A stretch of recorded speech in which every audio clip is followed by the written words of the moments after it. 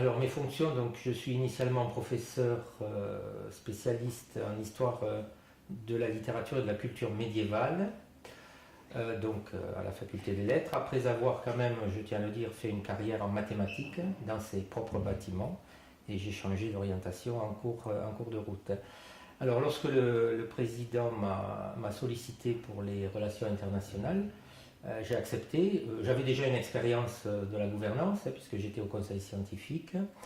Ce qui m'a motivé, c'est que je dirais que, et en tant que directeur de laboratoire et en tant que chercheur, je me suis beaucoup déplacé à l'étranger. J'ai enseigné dans pas mal d'universités étrangères, bon, très régulièrement en Allemagne et aux États-Unis par exemple.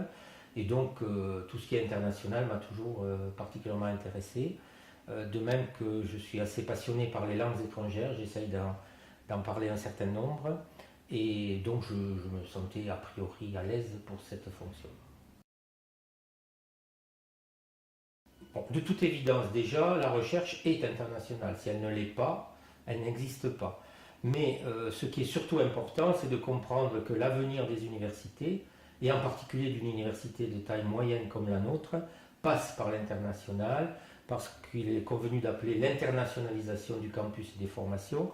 Je dirais donc que le rôle d'un vice-président chargé des relations internationales, c'est de faire en sorte de soutenir et d'initier, de développer le plus possible de projets visant à cette internationalisation.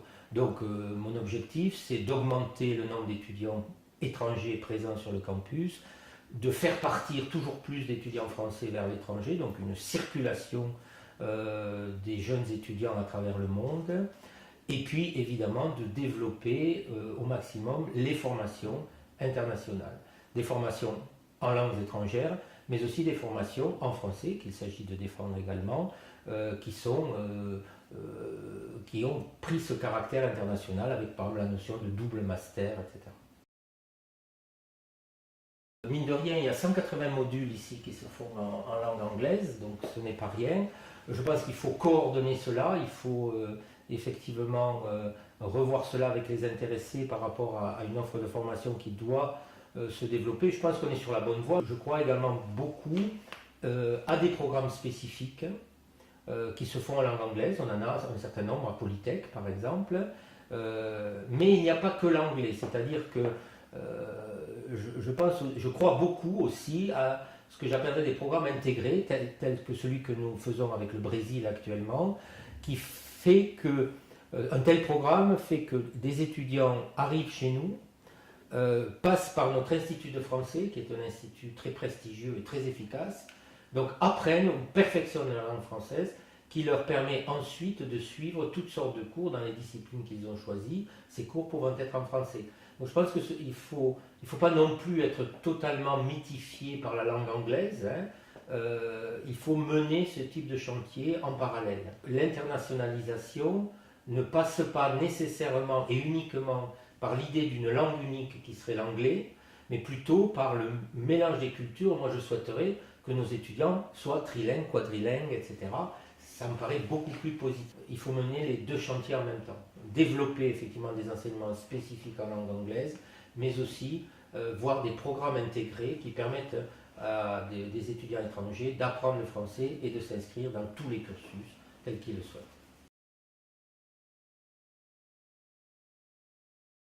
Avec vraiment un travail de mes prédécesseurs que je tiens à saluer, eh bien, on repart là-dessus dans cette idée d'un développement fort avec, par exemple, des restructurations qui permettent peut-être d'aller toujours plus loin. Cap sur l'international de manière exponentielle, voilà, pour résumer.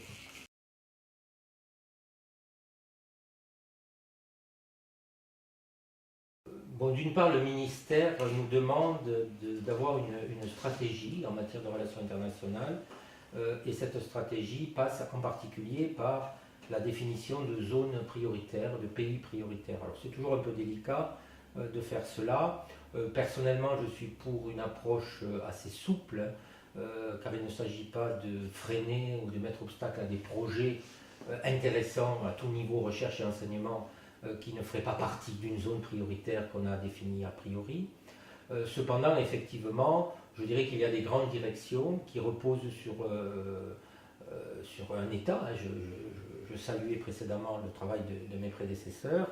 Donc il s'agit de tenir compte de cet État, et puisque l'État est assez solide, eh bien c'est effectivement un tremplin particulièrement intéressant pour aller plus loin. Alors effectivement, l'Europe de l'Est fait partie de ce qu'on pourrait appeler des priorités d'une certaine manière, avec un sens non absolu à ce terme évidemment. Donc la Pologne, en particulier l'université de Jagiellon que vous venez de citer, où nous avons déjà beaucoup d'accords, la Roumanie également, la Croatie, voilà quelques pays où nous avons déjà de solides accords et qu'il s'agit évidemment de développer. Je pense également à la Hongrie, avec qui actuellement j'ai des contacts tout à fait prometteurs, qui peuvent aller très loin d'ailleurs, je le souhaite, dans l'avenir.